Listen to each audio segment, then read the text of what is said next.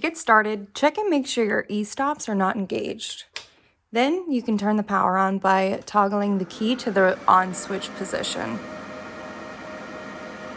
The system will run through the board to make sure everything's functioning properly, and you can check the status on your LCD display.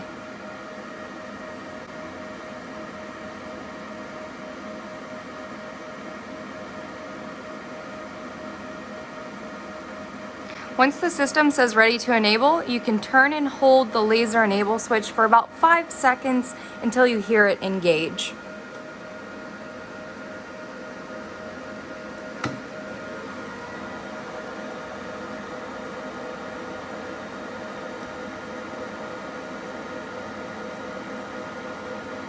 Now the system is enabled and you're ready to start creating your job files and make some marks. One thing to note on the shutter, we have 2 positions. We have a preview position, which you can use to create your job files. That will allow you to see where your mark is going to be before you mark. And the open switch, that is for whenever you're actually ready to make some marks. That will allow your laser beam to come out. Okay, so now we have our laser system turned on. The next thing we'll do is we'll go ahead and set our focal height. Your system will come with a focal stick, and this will be specific to the lens that was calibrated for your system. So it's a white Delrin stick, and this is going to be used to get the distance between the surface of the part that you're going to mark and the flat ring on the lens. All right, so for this example, we're just going to use a simple anodized aluminum tag. So we'll just load this into the system. Now on mine, I'm using a mini enclosure. On the mini enclosure, the breadboard moves up and down on a Z-axis. Every other system we make, the laser rail will be mounted to a Z-axis and the breadboard would be stationary. All right, so we'll use our focal stick, and we can see from the surface of the tag to the flat ring on the lens, there's a little bit of a gap here. So it's about probably 20 millimeter. I'm gonna go into the software and move my breadboard up closer to the lens.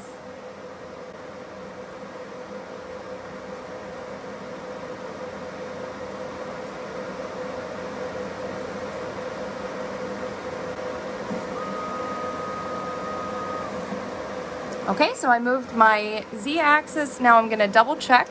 So from the surface of my part to the flat ring on the lens, we're pretty close. So I think we should be good. Okay, in the software, up in the top left, this is our network tree. This is the laser, and we know we're connected because the laser system is blue. Now beneath that, this is my job file. So right now, one thing to note is the tree. We need to make sure that our job file is assigned to the laser. Typically this is automatic, but in this particular case, I'm going to have to assign this job file to the laser. So I click on my job file, right click, hit assign to, and select my laser. Okay, now my job file is assigned. Now for this example, we'll just do a simple text. We'll make a text object that says Meco. Okay, so I have my text object.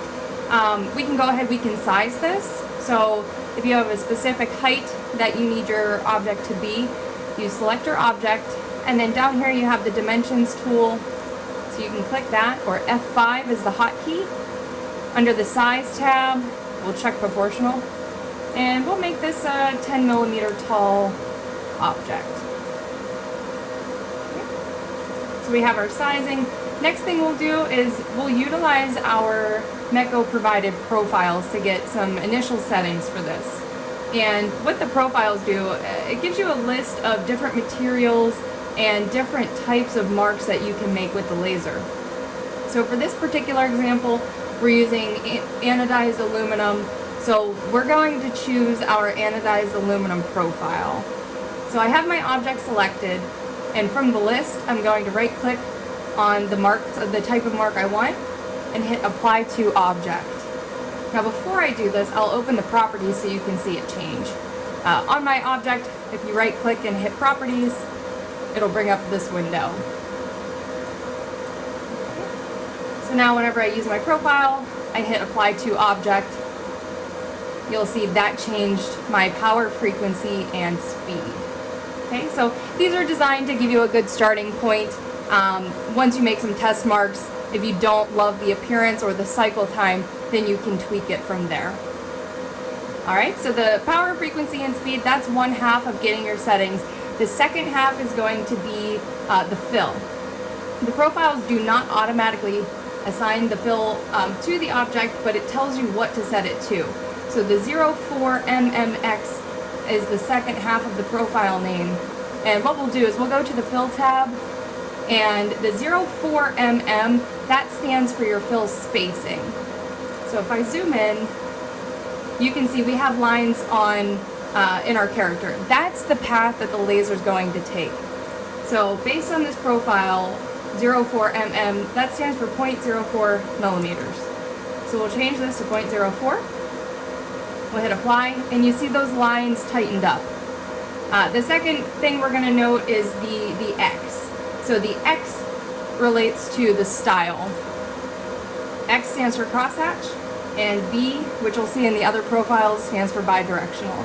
So we'll just choose crosshatch here, apply, and now we have it in both ways. So now what's going to happen is the laser is going to do one pass at a 0 degree, and then it's going to come back and do a second pass at 90 degrees to really brighten up the aluminum underneath the anodized layer. Okay, so I hit OK, and now I have my focal height, I have my object size created, and it has the profiles assigned to it. The last thing I'm going to check down here, we have mark object and mark fill. These are both checked. Mark object will do the outline of the object, and mark fill is what colors it in. Alright, so the last thing I need is my positioning. In the software, you can do what's called preview mark. If you right click and hit preview mark, or F4 is the hotkey. Once we do that, then in the enclosure we'll see a red diode box around where our mark is going to be. Okay, and before we do that, make sure we toggle the shutter to preview mode. Okay, so now we have our red diode pointer showing a box around where our mark is going to be. Now you can either move the part to the mark, or, assuming you have fixturing and your part's already bolted down, you can actually use the arrow keys on the keypad to move the mark to the part.